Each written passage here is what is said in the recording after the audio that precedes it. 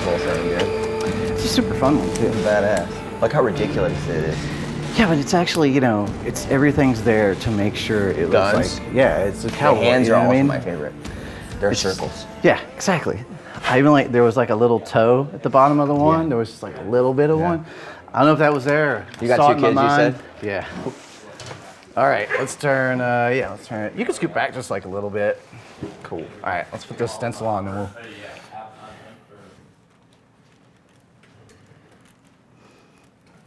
Stick it on there. Joel Gillespie, age 6, art. Right?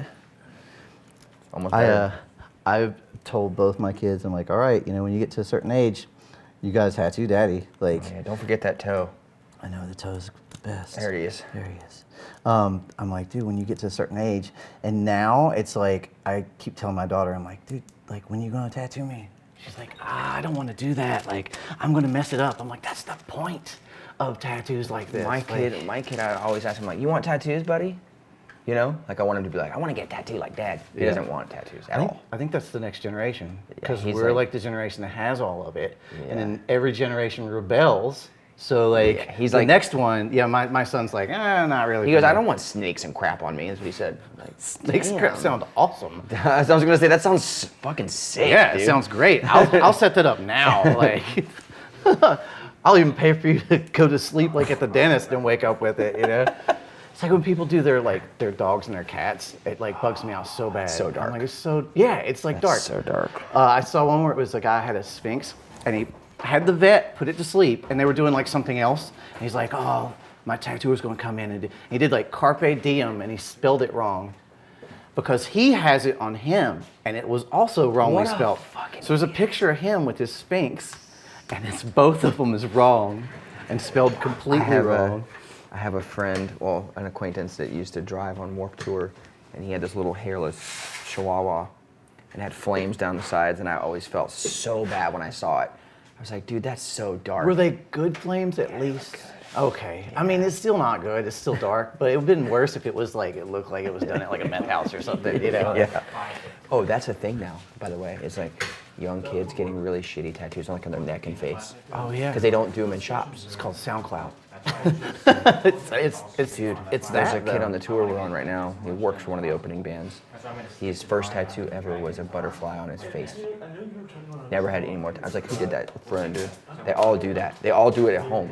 They don't go to it. They don't do what we do, where you like, you go look at some like I'm really into great, you know, dope ass Flash. Like that's my thing. Totally. Everybody has like a thing that they like. Yeah, I go look at old Taylor Jerry books. That's what I like. Yeah, you know, like that shit you guys have up there is crazy. Yeah, the original. So so I go look at that stuff, and then I'll like call my friends who have spent all their money on opening an amazing shop. They're our age, you know, but the kids these days just like dudes come to their house and like tattoo their face. It's more about having it than having a good one of it. It's just it's cred. It's like street cred. It's a generational thing, right? So like you and I would never do that. Yeah. Do you know what I mean? Never. Ever? No. Like.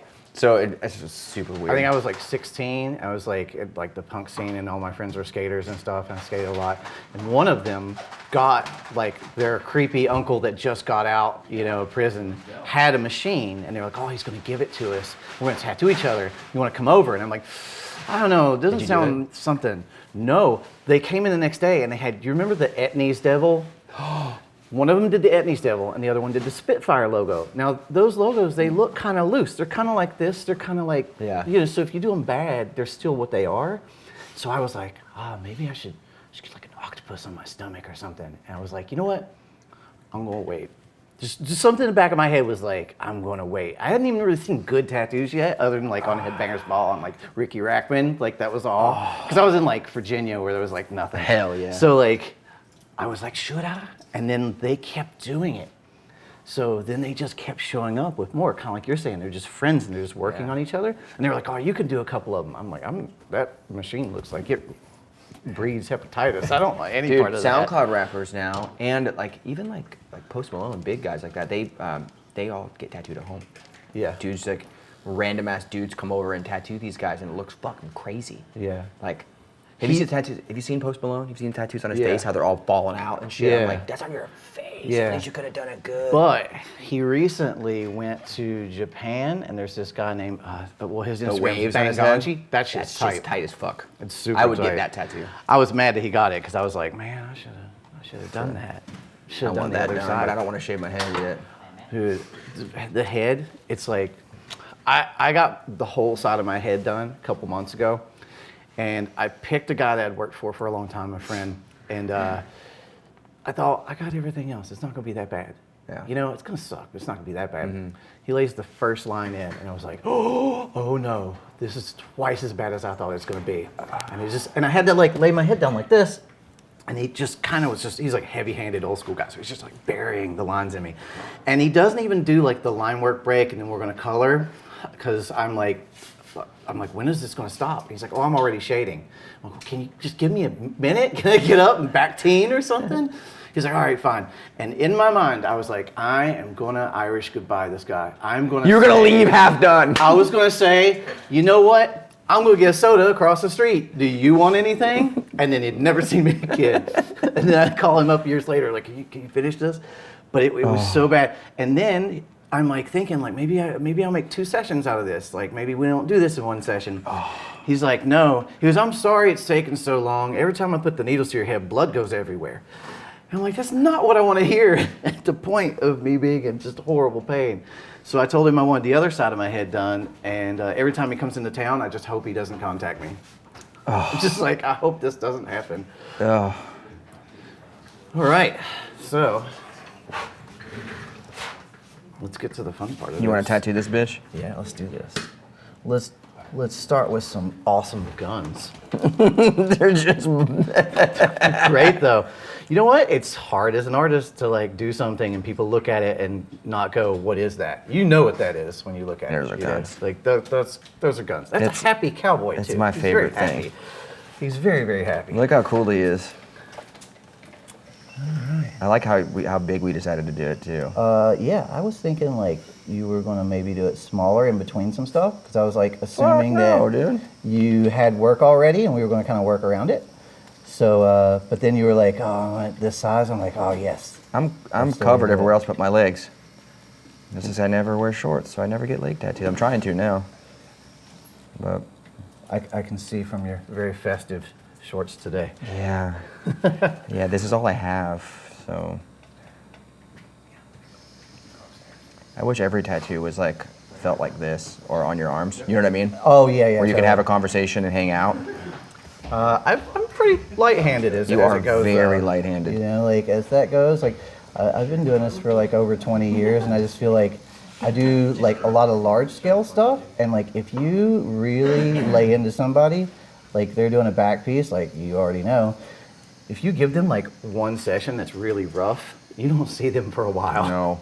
But if you give them like an easy one and then you tackle like the hard stuff later, it definitely makes people want to come back and finish stuff. That's funny because it's so true because the guys that tattoo me they do all this flashy old school shit and they're probably heavy-handed too because that's just kind of what it is. Dude, both will hold, right? I mean, those dudes will kill you. But That's why I can't finish my back. It's It the hurts back so sucks. bad. I've got a whole like back piece that's like my ass and the back of my thighs and everything. Japanese piece. Yeah, big Japanese piece. And the guy that did it, he outlined me for 7.5 hours the first session. And You didn't go back for 2 years. He started in my right ass cheek in the middle. Do you have anything on your ass? No. It's the worst place on the Is it body. really? You think it's like, this will be it. It's fucking horrible. And so I have to say the bottom of the cheeks, the back of the legs are pretty bad. Your ass is that bad, huh? it's worse than, you know what it is? The back of the legs, like that whole area. That part where your ass turns into the back of your thigh, that little crease where your butt hangs over. Yeah. That's just horrible. And he started the first line in this whole session right there. And I felt my cheeks like. Oh, you that's did the other that- thing, you you're, did like, that jump? tensed up, Yeah, I've had and that I felt happen. the needle go, and he goes, "Oh, I'm sorry, man. You'll be fine here in a little bit. You'll get it. You'll settle in. You'll settle in." And I did not settle in for like 7 hours. And then every time he would go over, like I have like some spots in my back that are just like from tattooing, you know, just like shitty spots. Yeah. And every time they would go over like a vertebrae that kind of bothers me, I almost get like a panic attack. Like, Oh, because you were anticipating. yeah, I'm just like, oh my God. You're like, this is gonna happen or whatever. Yeah, it's horrible. And then, like, one of our guys, Chio, that works here, I was like, hey, can you like work on a little spot on my back? And I thought, oh, it's just like the kidney. I'm gonna be laying down. This is gonna be a breeze. He starts in on this thing, and I'm like, oh my God, this is like the worst. And I was moving, which I hate. I hate that I moved. That's like such a bad thing for me to do. Yeah, because you know what it's like. I know, and I feel like bad about it. And there was one point where he lined me, and I must have like moved so much that he was like, "Oh!" And I'm like, that didn't help it either. That just made it worse because now I know I definitely like jumped really hard. And so we get done. And I'm like, man, I can't really take anymore. We're done for this spot, right? He's like, yeah. I'm like, how long was that? Was that like 2.5, 3 hours? He goes, that was 45 minutes. It was like 4 hours in my mind. Oh my God. Yeah, so I know about the back. It's definitely, dude. There's nothing you can do either because you're like splayed out. Yep. I still think stomach and chest hurts worse. Yeah, there's parts though, like I got like right under like my like pubic area done, and I thought that was going to be bad, like my underbelly, and it wasn't nearly as bad as I thought it was going to be. Really? It's also the artist, man. Like there's definitely people that they just hurt no matter what. Yeah, you're really lightheaded. I know people that like they could make like your forearm just unbearable, you know? And it's like, why is that necessary? Yeah. It's not. Just because they want to like get it in there. I don't understand that whole thing either. Like pounding it in. There's a way to. Yeah, I mean, you can kind of like. You guys know how to apply. I mean, It's part of it, you know. You can make. I know people that they make the tattoo hard because they just dry wipe the whole time, and I'm just like, dude, come on, man. Like, put some green soap on that for that poor guy. Like, there's no reason to make him go through this. Come You're on. a blotter. Blotters are the best. Yeah, totally. Blot me. Just like a little here, a little there. Yeah. Put a As long little as I'm soap not in like there. dripping blood, just leave it alone, please. That's the other thing. I see some people will tattoo and they'll like be doing like a big piece and like there's just like blood dripping and they're just like letting it be there. And I'm like, man, come on, man, clean it up. That's so weird. I'm like, I know it looks cool in a picture to you, but Are some people way bloodier than others? Like, I think definitely there's people I know that I've tattooed and I know that they're gonna bleed a little more than most people. But honestly, with the way that I tattoo, I don't really have a lot of people.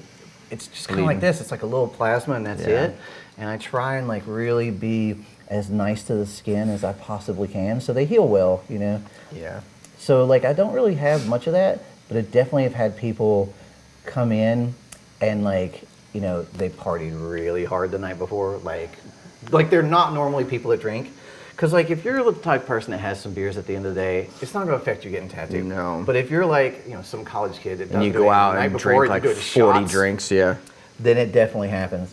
And so like you get this little puddle that I have with the ink that I'm trying to work into your skin, but the skin starts bleeding so quickly it kind of mixes with the puddle of ink. So I'm kind of like putting the ink in, but the ink is becoming like Plasmy. it's just like, yeah, it's like 70% actual ink now and 60% actual ink now. It just keeps going down on the ratios. So it makes it hard to pack in like, you know, like a nice color piece. You kind of like sit there and you try and pack it in, you wipe it and it's kind of like barely there. Especially if it's a light color too. I always see that when people are putting like yellow in or something like Yellow that. always looks like orange. Because of the blood. And then like you give it a little bit and it goes to what it is. Also, there's times where I know people will use like, you know, like a light color and then use a dark color. Like if I did like a field of yellow here and then I started doing black and wipe into it and the yellow kind of gets like dirty looking. Oh yeah. And then when it heals, the scab comes off and it's fine. But it just like, it kind of gives you a panic attack. You're like, that's not the color I made that. Yeah. So weird. Dude, it's like black magic. It's like there's so much voodoo to tattooing that like you can scientifically do anything you want and scientifically make machines to be better and have engineers work on it. But you meet some older tattooers and like I met this guy that was like a biker guy when I first started, and he did like white ink on like he did like the like Indians with headdresses and like classic like biker stuff. Cool shit. Yeah, and the beads would be like perfectly white. And I was like, how are you doing that? Like, I definitely don't get that from my ink. And he said, well, I microwave it. What? Every time before he tattooed, he would take a little cap of white, put it in a microwave for like, he had like, you know, he didn't tell me what it was, but like 15 seconds, you know. and it would just kind of like peel away the excess like liquid and make it a little chunkier. And it seemed to work for Weird.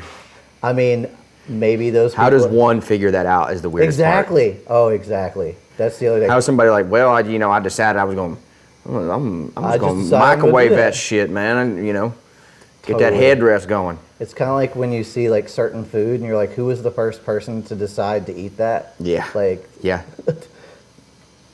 who looked at an egg and was like, that looks good.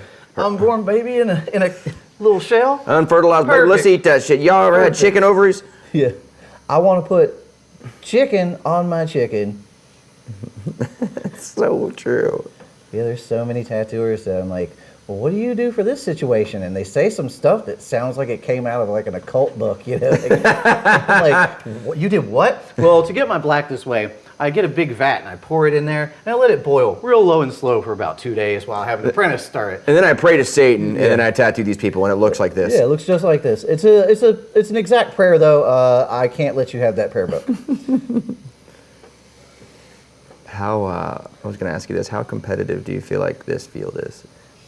Because I get tattooed. I mean, I really only get tattooed by my two friends. It's kind of the way to go. Yeah.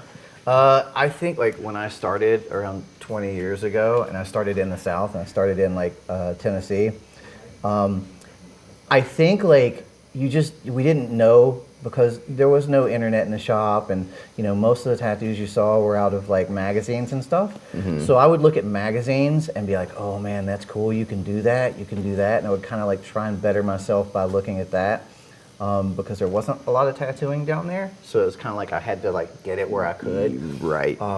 So I think it's more like in big cities like this, and nowadays like there is definitely competition, because there's so many people opening shops. And a lot of times, like, they may or may not have their own clientele. So sometimes you get shops that like will try and undercut people just to take the business. And then sometimes you have people that, they have all their own business and they don't really care about the next guy. So I think like, to me, it feels it's more competitive when you get to like conventions and stuff, because they have all these like contests. And so they'll be like tattoo of the day, best color, whatever. Right. And people get a little competitive, which is good when it's healthy. But I've kind of found that like the better thing for me to do is to not really delve into that. It's kind of like trying to compare yourself to anybody. I'm sure like musically, for you. Oh, like, it's huge competition. It is, but it's unspoken. That's the weirdest part, is people talk about it like, you know what I mean? Yeah. In music, I feel like. But do you find it to be overtly negative or more like a positive, like? Well, there's two things, right? There's comparison and there's competition. I think healthy competition is good for you because it pushes you, right?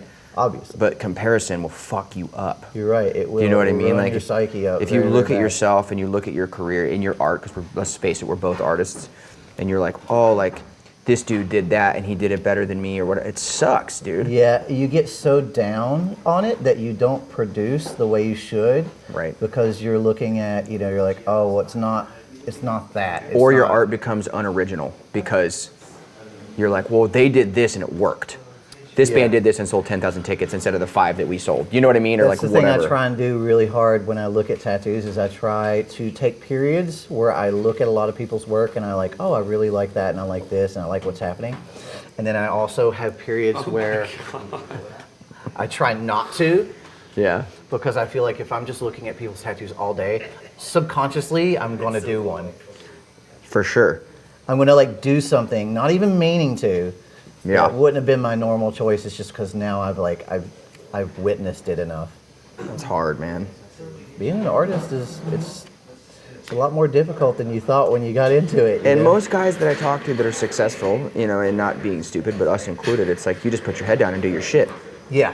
Like, there's a point for that. There's a point for like exploring. And there's a point for execution. Right. And I think that's a huge thing. It's that's like, so cool, by the way. Yeah, I love like the thickness of it too. It's really thick. Are you just using like a 14? I took a 9 and I opened it up with a lighter, so it's like a shader basically. Yeah. It's awesome. Yeah, I love doing stuff like this. I actually don't get to do a lot of stuff like this sometimes. Well, I was just gonna send, when they asked me, you know, when the network was, or when Revolver was like, what do you want? I sent our assistant a Sailor Jerry piece. Like a skull with a hat on, you know? Oh, I've got that one. I think. Yeah. And then I was like, I just got a cowgirl, and Joel, my son Joel, asked me where the cowboy was.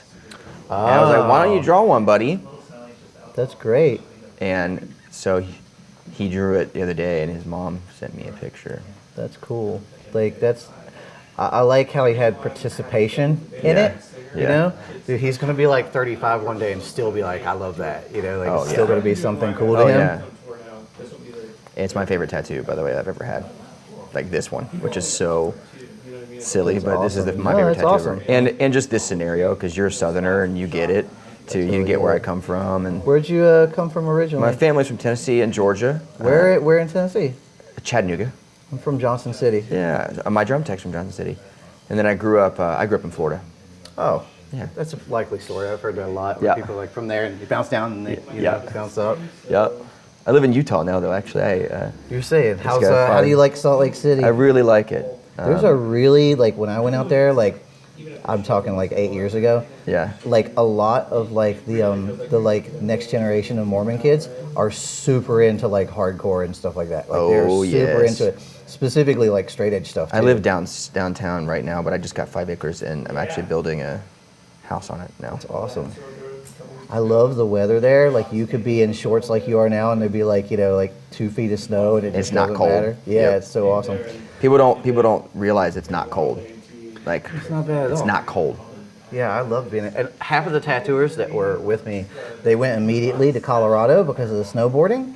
And I tried to snowboard once, and I out here, in Jersey, and I totally wrecked and I hurt myself. And then I noticed the snow was so different there that I was like, oh, I should have tried it out here. The license plates literally say best snow on earth. It is. It's so fluffy. Yeah, man. I don't do it either. I played drums. You hurt yourself in BO. I played drums for that band Paramore for a while when Underoath broke up for a while.